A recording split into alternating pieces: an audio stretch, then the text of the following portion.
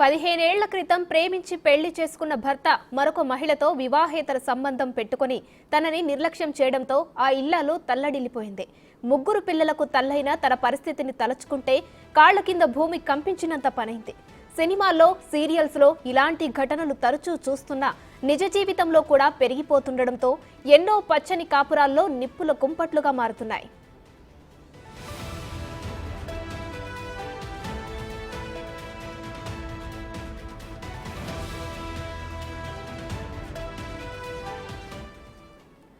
హైదరాబాద్కు చెందిన మెర్సీ అనే మహిళా భర్త ప్రవీణ్ తన ఆఫీస్లో పనిచేసే అకౌంటెంట్ ఉషతో వివాహేతర సంబంధం పెట్టుకుని ఆమె వద్దే ఉంటూ భార్య పిల్లల్ని నిర్లక్ష్యం చేస్తున్నాడు. ఈ విషయమై ఇద్దరి మధ్య తరచూ గొడవలు జరుగుతున్నా లెక్క చేయకుండా ఉషను గుట్టు చప్పుడు కాకుండా రెండో వివాహం చేసుకుని కాపురం కట్టేశాడు. ఈ విషయం తెలిసిన మెర్సీ అతడిని రెడ్ హ్యాండెడ్గా పట్టుకుని నిలదీసింది. ఉష మెడలో ప్రవీణ్ తాళి కడుతున్న ఫోటోలు ఉన్నప్పటికీ పెళ్లి చేసుకోలేదని బుకాయించడంతో ఈ వివాదం పోలీస్ స్టేషన్కు చేరింది.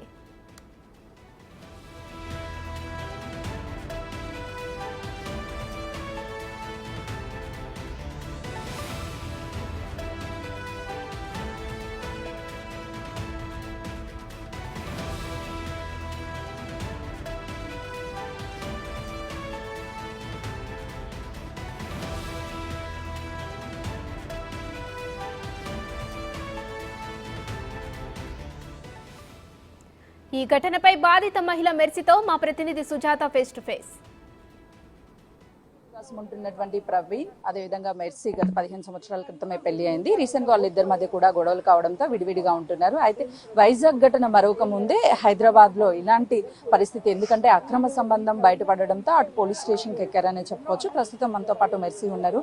చెప్పండి, మీకు అసలు పెళ్లి ఎప్పుడు అయింది? 2009లో అయింది. 2009 ఏప్రిల్. ఏంటి అసలు మీ మధ్య గొడవలు ఏంటి? ఎప్పటి నుంచి విడిగా ఉంటున్నారు? మేము విడిగా అంటే ఏమి ఉండట్లేదు. తను మార్చి 31 రోజు పెళ్లి చేసుకున్నాడు. పెళ్లి చేసుకున్నప్పటి నుంచే విడిగా ఉంటున్నాడు. తను అంటే ఎవరిని పెళ్లి చేసుకున్నాడు అతను? మా దగ్గర ఎంప్లాయ్, తను మా దగ్గర జాబ్ చేస్తుంది. తను 1.5 year నుంచి వర్క్ చేస్తుంది. తను తినని ప్రోత్సహించింది వంశీ, షాజా అని అనేసి ఇంకో ఇద్దరు ఉన్నారు ఎంప్లాయీస్. వాళ్ళిద్దరూ ఈ అమ్మాయిని ప్రోత్సహించారని ఈ అమ్మాయి ఒప్పుకుంది. మళ్ళీ ఇక్కడ వచ్చి ఏమంటాడంటే తిన్నాను జెన్యున్ గా లవ్ చేసింది అని తినంటాడు. అంటే మీ మ్యారేజ్ అరేంజ్డ్ మ్యారేజా, లవ్ మ్యారేజ్? మాది లవ్ మ్యారేజ్. అంతకుముందు 3 years మాది లవ్, దాని తర్వాత 15 years మ్యారేజ్. టోటల్ 18 years మాది. ఎంతమంది పిల్లలు? 3 పిల్లలు. ఎందుకు మరి మీరు ఒకవైపు లవ్ మ్యారేజ్ చేసుకున్నారు, అదేవిధంగా 3 పిల్లలు ఉన్నారు, ఎందుకు మీ భర్త ఇంకొక అమ్మాయితో ఉండాల్సి వచ్చిన పరిస్థితి ఎందుకు ఉంది? అంటే ఏమన్నా మీరు గొడవ పడుతున్నారా, లేకపోతే టార్చర్ చేస్తున్నారా, ఏంటి? గొడవ అనేది ఏం లేదు. నార్మల్గా ఫ్యామిలీ అంటే గొడవ పడతాం. నిజంగా మేము గొడవ పడేదే ఉంటే ఆయనకి నా నుంచి అరేంజ్మెంట్ అయితే అప్పుడే అయ్యేది. 15 years మేము కలిసి ఉన్నాం కదా, 3 పిల్లల్ని కన్నాం కదా. కాకపోతే ఏంటంటే తను ఈ అఫేర్ ఇది బయటపడ్డది కాబట్టి అఫేర్గా అనిపిస్తుంది. ఇంతకు ముందు కూడా ఆయనకి అఫేర్స్ ఉన్నాయని తనే చెప్పాడు. ఆల్రెడీ 3 అమ్మాయిలతో అఫేర్ ఉంది అనేసి తిని చెప్పాడు. ఇప్పుడు మీ భర్త వర్షన్ ఏంటి అని అంటే కేవలము డబ్బుల కోసం టార్చర్ చేస్తుంది, నా దగ్గర ఉన్నటువంటి కార్లు, అదేవిధంగా ఫోన్స్, బంగారం అంతా కూడా తీసుకెళ్ళింది, గతంలో కూడా బంగారం తీసుకువెళ్ళింది, గతం నుంచి కూడా ఇష్యూస్ నడుస్తున్నాయి, ఇప్పుడు నా గురించి కాదు ఇక్కడ పోలీస్ స్టేషన్కి వచ్చింది, కేవలం ఆస్తి కోసమే అంటుంది. ఏమంటారు? ఆస్తి కోసం కాదు, నేను డబ్బులు అవన్నీ తీసుకెళ్ళానంటే తన డబ్బులు నా డబ్బులే కదా. మేమిద్దరం కలిసే ఉంటున్నాం ఒక దగ్గర. తనంతటా తనే వెళ్ళిపోయాడు ఇంట్లో నుంచి, నేనేం వెళ్ళలేదు. ఇంకోటి తన పిన్ని వాళ్ళ కూతురు పెళ్ళుందని చెప్పి ఒక ఆల్మోస్ట్ 1 week నుంచి తను ఇంట్లోనే ఉండట్లేదు. ఈ గొడవ కోసం ఇవన్నీ తీసుకెళ్ళి తను మళ్ళీ నా మీద తప్పుడు అలిగేషన్స్ వేస్తున్నాడు. మేము ఏ చోటు ఉన్నాం ఆ చోటే ఉన్నాము. ఆయనే పోలీసు వాళ్ళని పిలిచాడు, కంప్లైంట్ ఇచ్చాడు, ఎంక్వైరీ చేయించాడు, అన్నీ చేశాడు. నేను ఎందుకు కొట్టేస్తా?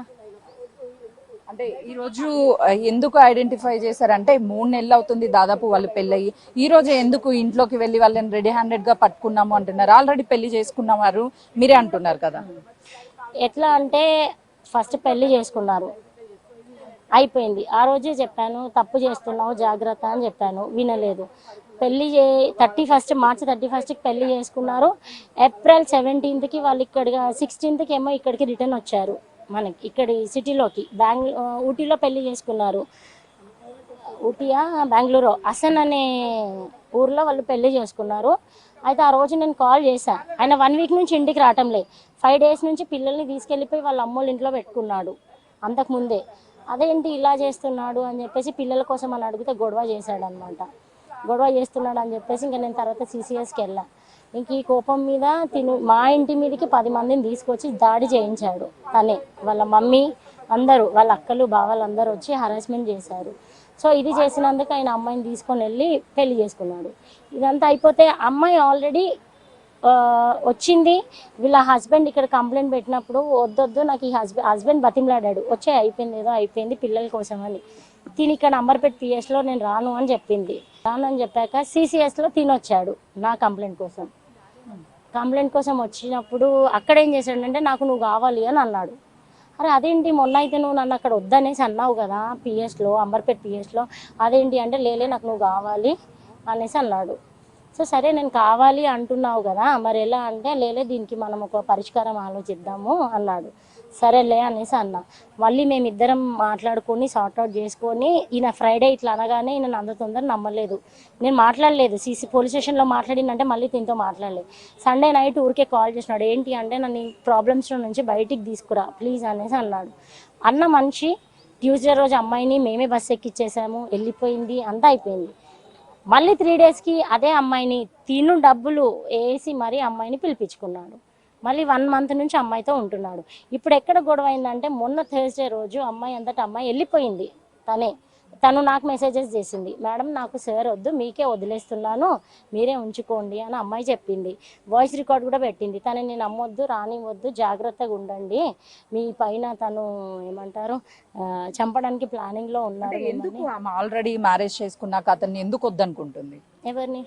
ఇప్పుడు ఆల్రెడీ ఆమెనే మీకు కాల్ చేసి మేడం వెళ్ళిపోండి, వచ్చేస్తాను నేను వెళ్ళిపోతున్నాను అని చెప్పింది కదా, అలాంటిది ఎందుకు మ్యారేజ్ చేసుకుంది? మళ్ళీ ఈ రోజు రెడీ హ్యాండెడ్గా ఎందుకు పట్టుకున్నారు? సో అదే ఆ విషయానికి ఇప్పుడు అమ్మాయి థర్స్డే రోజు వెళ్ళిపోయింది. వెళ్ళిపోయిన అమ్మాయి 5 డేస్ అవుతుంది. ఈయన రాకుండా బయట తిరుగుతున్నాడు.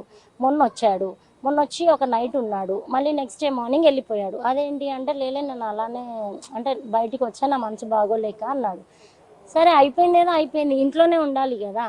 ఉండకుండా ఏం చేశాడంటే నిన్న మార్నింగ్ అమ్మాయిని మళ్ళీ ఊరికి వెళ్ళి తెచ్చుకున్నాడు. సో తెచ్చుకున్నాడు అనేసి నేను మా హస్బెండ్ రావటం లేదేంది మరి ఇంటికి వచ్చేయాలి కదా, అక్కడ ఇల్లు వెకేట్ చేయాలి కదా అనేసి నేను చూద్దామని వెళ్ళేసరికి రెడ్ హ్యాండెడ్గా మళ్ళీ ఇద్దరు దొరికారు. ఇప్పుడు అదే అన్న అమ్మాయి మళ్ళీ ఎట్లా వచ్చి తినతో ఉంటుంది? నాకు మెసేజ్లు చేసింది, చాట్ చేసింది, నేను దేనికి రెస్పాండ్ అవ్వలే. అమ్మాయే పెట్టింది, మీరు నమ్మొద్దు అని కూడా చెప్పింది. వాళ్ళ భవిష్యత్తు ఏంది? ఎవరు వాళ్ళ కార్యక్రమాలు? ఆయన ఆమెను తీసుకొని ఆయన వెళ్ళిపోయిండు అనుకో, ఆ పిల్ల పరిస్థితి ఏంది? తండ్రి లేడు, నాకు భర్త లేడు, 3 ఆడపిల్లలే, వాళ్ళు ఎట్లా బ్రతుకుతారు బిడ్డ? చెప్పు, మీరు చెప్పండి, ఒక న్యాయం చెప్పండి. నాకు అది తీసుకుపోయింది ఇది తీసుకుపోయింది అని ఈరోజు ఆయన అంటున్నాడు. ఆస్తి ఎంత తీసుకుపోయిన పిల్లల పెంపకం ఉండొద్దాం? వాళ్ళు చదవద్దా? వాళ్ళ ఖర్చులు వద్దా? ఇప్పుడు వీడేమో 9th, వాడేమో 6th, ఇంకోడేమో LKG.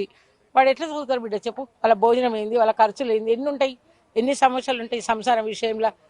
మాకు ప్రవీణ్ మెర్సీ వాళ్ళ కుటుంబం కలిసి మెలిసి మంచిగా ఉండాలా, మంచి కాపురం చేసుకోవాలి, మంచిగా ఉండాలి. ఇప్పుడు ఆ ఉషా కూడా, ఆమెకి 2 పిల్లలు, భర్త ఉన్నాడు, ఆమె కుటుంబం కూడా మంచిగా ఉండాలి. ఆమె కూడా పిల్లల్ని వదులుకొని ఇవాళ ఏదో ఆయన చూసుకొని మురుస్తుంది, రేపు రోడ్డు మీద పడ్డదనుకో ఆమె జీవితమే నష్టం.